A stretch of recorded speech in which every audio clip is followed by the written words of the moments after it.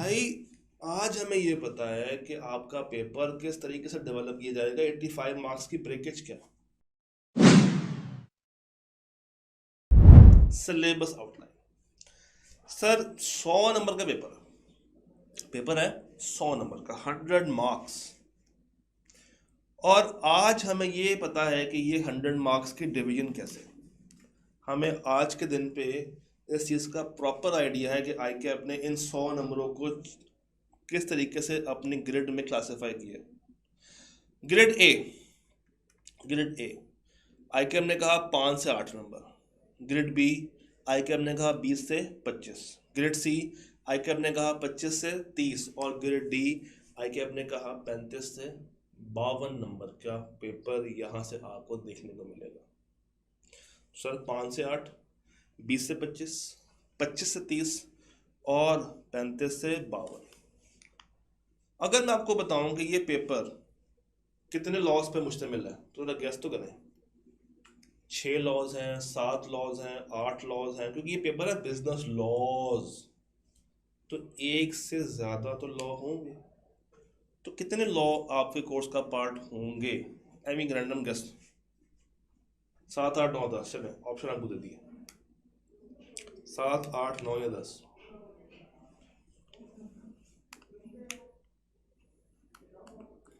Count कर लेते हैं। 18 चैप्टर्स हैं। चैप्टर 1 जो है ना, चैप्टर 1 वो एक लॉ अपने अंदर डील करता है, दैट इज लीगल सिस्टम। जिसमें आप कानून के बारे में पढ़ते हैं, आइन के बारे में पढ़ते हैं, ऑर्डिनेंस कैसे बनता है, एक्ट कैसे बनता है, लेजिस्लेशन क्या होती है, प्राइम मिनिस्टर, सेनेट, सारी कहानियाँ जो कि शायद इससे पहले आप माशरती इल्लूम में पढ़ के आए होंगे, वो यहाँ पे आपको दोबारा से पढ़ाई जाएंगी लीगल एस्पेक्ट के साथ। तो ये आ गया पहला लॉ। उसके बाद जो मेन गेम है जिससे ये पेपर मशहूर होता है, that is contract act. Contract act जो ग्रेड बी है और जो ग्रेड सी है, आपकी grade B and your grade C, ये मुश्तमिल है किसके ऊपर? कॉन्ट्रैक्ट एक्ट के ऊपर। यानी कि आधा पेपर तो यहाँ से फॉर श्योर आना ही आना है। 45 से 55 के बीच की रेशो होती है, 45 से 55 की रेशो है। अगर आप गौर करें ना तो ग्रेड बी क्या थी? 20 से 25, यानी कि मिनिमम 20 मैक्सिमम 25। और ग्रेड सी क्या है?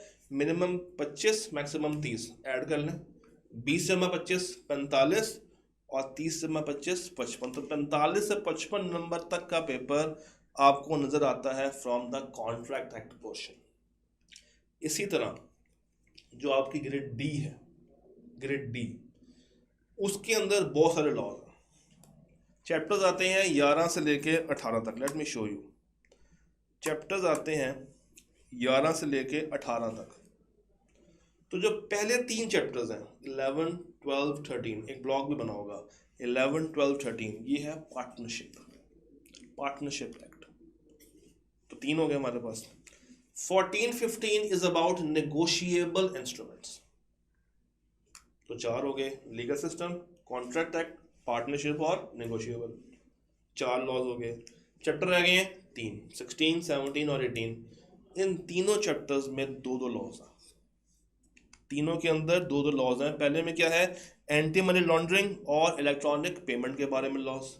उसके बाद डाटा प्रोटेक्शन और इलेक्ट्रॉनिक क्राइम्स। और उसके बाद कंपटीशन एक्ट और आर्बिट्रेशन एक्ट। तो 6 जमा 4 10 लॉज पे मुश्तमिल है ये सिलेबस। 10 लॉज। और मज़े की बात यह है, कोई भी लॉ इतनी गहराई में एक्सप्लेन नहीं किया। बहुत सारी गैर ज़रूरी बातें उन्होंने ऑलरेडी एक्सक्लूड कर ली हैं। कोई भी चीज़ इतनी ज़्यादा डिटेल से नहीं है। आप लोगों को बहुत ही समराइज्ड वर्जन हर लॉ का पढ़ाया जाएगा। मैं ये कह सकता हूँ कि 16, 17, 18 में 80% डेफिनेशन है। 80% शुरू होता है ख़त्म हो जाएगा, शुरू होगा ख़त्म हो जाएगा, कोई लंबी चौड़ी गहरी बात करता ही नहीं। फिर एक और मज़े का आपको मैं आज एक एंगल इस पेपर के बारे में बताता हूँ, अगर बात हो ही रही है तो। 18 में से ना 4 चैप्टर्स ऐसे हैं जो कि प्योर क्राइमिंग है। 1, 16, 17, 18, यानी कि 6 वो लॉज और पहला लॉ, 7 ऐसे लॉज हैं 10 में से जहां से आए कि आपने रट्टा ही पूछना, जहां से वो सिनेरियोस केस स्टडी नहीं निकाल ही नहीं सकता। क्यों?